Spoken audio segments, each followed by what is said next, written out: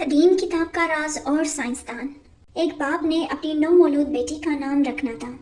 اس نے نظم پڑھ رکھی تھی جس کا شعر یوں تھا: The deer make a yo-yo sound as they eat the wild how plants۔ وہ شخص جس کا نام تو تھا کو یہ آواز یو پسند آئی اور بغیر سوچے سمجھے اس نے اپنی بیٹی کا نام یو رکھ دیا۔ جیسے جیسے اس کی بیٹی بڑی ہوئی تو بگڑتے حالات سے وہ فکرمند ہونے لگا۔ اسے مستقبل کے حالات اچھے نہیں لگ رہے تھے۔ چھوٹی یو نے اسکول میں اچھی کارکردگی دکھائی اور وہ دوا سازی کی اعلیٰ تعلیم کے لیے یونیورسٹی چلی گئی، مگر پھر بربادی شروع ہو گئی۔ 1960 میں شروع ہونے والے چینی انقلاب کے نتیجے میں تمام سائنسدانوں کو گرفتار کر لیا گیا۔ یو اور اس کا شوہر جو کہ سائنسدان تھے کو کھیتوں میں کام کرنے کے لیے بھیج دیا گیا اور ان کے بچوں کو ان سے علیحدہ نرسری اسکول میں بھیج دیا گیا۔ یہ خاندان کے لیے بہت مشکل وقت تھا۔ انہیں اپنے مستقبل کے بارے میں کوئی اندازہ نہ تھا، مگر چین کے لیڈر ماؤ کا ایک اور ہی منصوبہ تھا۔ وہ کچھ سائنسدانوں کو کام کرنے دینا چاہتا تھا تاکہ وہ خطرناک ملیریا بیماری کا علاج ڈھونڈ سکے جس نے اس وقت وبائی صورت اختیار کی ہوئی تھی۔ اس نے ایک انتہائی خفیہ ادارہ بنایا جس کا نام پروجیکٹ 523 تھا۔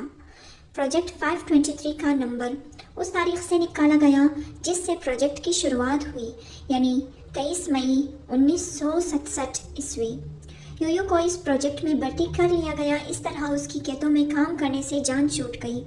اس وقت یہ کام تقریباً ناممکن لگ رہا تھا۔ دنیا بھر کے سائنسدان تقریباً 2,40,000 مرکبات سے تجربات کر چکے تھے، مگر کچھ بھی کارگر ثابت نہ ہوا تھا۔ بین الاقوامی برادری ہار چکی تھی۔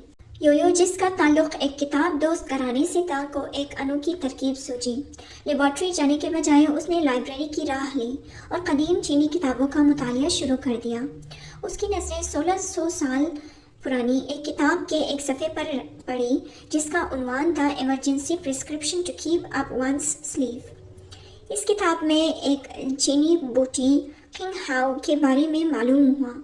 اسے عام زبان میں ہاؤ بھی کہتے ہیں۔ سائنسدان اس بوٹی کو بھی آزما چکے تھے مگر یہ بھی کارگر ثابت نہ ہوئی تھی۔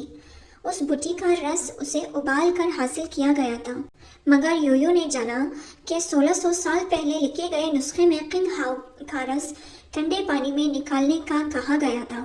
یو نے ایسا ہی کیا۔ اس نے ٹھنڈے پانی میں یہ دوائی تیار کی۔ اب اسے اس کا تجربہ کسی انسان پر کرنا تھا۔ یو نے اپنے آپ کو چنا۔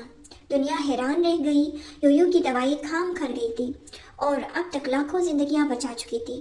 انقلاب کے اختتام پر یو کا خاندان دوبارہ متحد ہو گیا اور ایک خوش و خرم زندگی کا آغاز ہوا، مگر اب یو ایک مشہور سائنسدان تھی۔ اس کی کامیابی کو پوری دنیا نے سراہا اور اسے نوبل انعام سے نوازا گیا۔ بہت عرصے بعد ایک بار یو نے اپنے باپ کی شاعری کی کتاب نکالی اور وہ شعر ڈھونڈا جس میں سے اس کے باپ نے یو کا نام نکالا تھا: The deer make a yo-yo sound as they eat the wild how plant۔